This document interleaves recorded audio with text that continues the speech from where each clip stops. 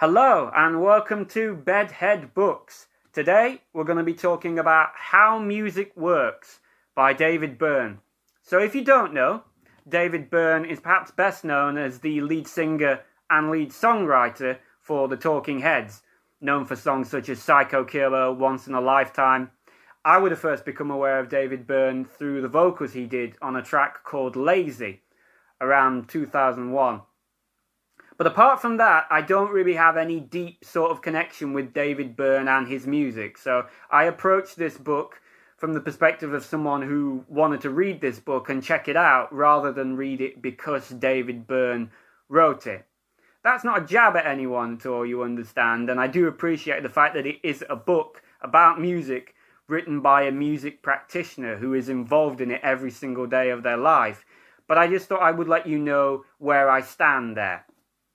So Byrne starts off by placing music in the context of the natural world and music from an evolutionary and anthropological point of view.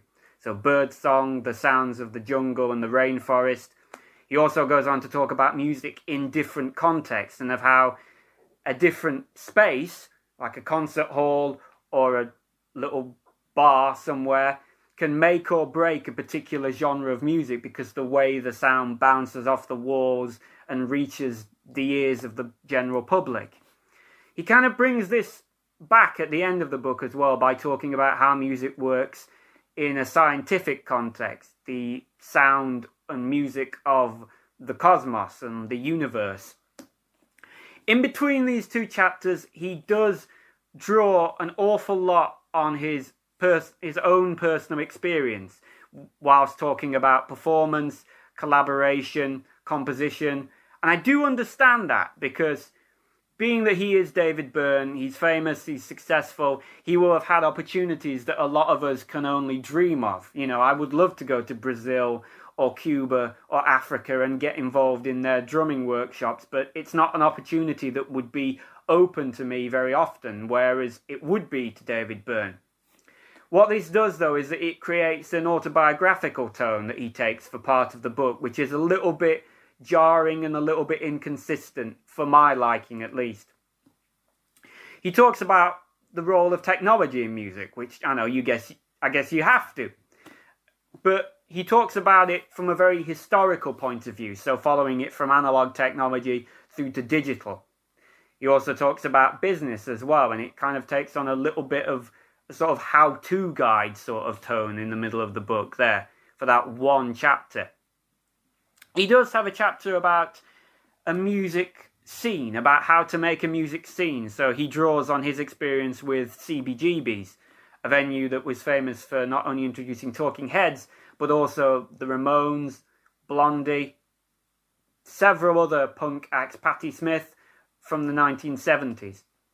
And he says that, quite rightly, that the design of the venue, how well you can see the band, how well you can hear the band, how comfortable you are in that environment, that influences whether an individual scene grows at that venue, you know, a reason why you would go to that venue and no other venue.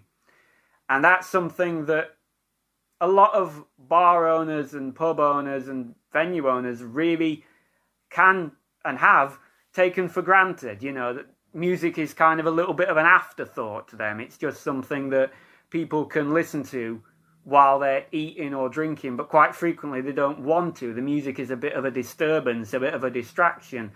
And if the venue was just designed better to accommodate the music, there wouldn't be that problem. So I'm glad somebody said that. I really am. He has a chapter in this book later on where he gets very passionate about music in education and within the community, and I can totally get behind that, you know, encouraging everybody to play an instrument, to sing, to be involved in music in some way, kind of taking it back from the elite, from the higher classes, and giving it to everybody, and securing, or at least trying to secure, the right funding so that all sorts of educational environments can be created for anybody to practice music. And if I may go off topic a little bit, there's a really good quote from Richard Hawley, where he said that he disagrees with the term guitar god, because the most beautiful thing about music is that it's created by ordinary people. So there is another book called How Music Works. It's written by a man named John Powell. It was written even before this one. This edition that I hold in my hand is from 2013. How Music Works by John Powell, who is a scientist as well as a musician, was published in 2010.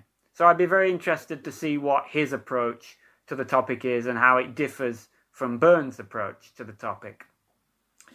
But as for this book, How Music Works by David Byrne, I've kind of been flip-flopping a little bit with my grade for the book, but in the end, I am going to give How Music Works a 6 out of 10. Thank you very much for watching, and remember, don't judge this book by its cover.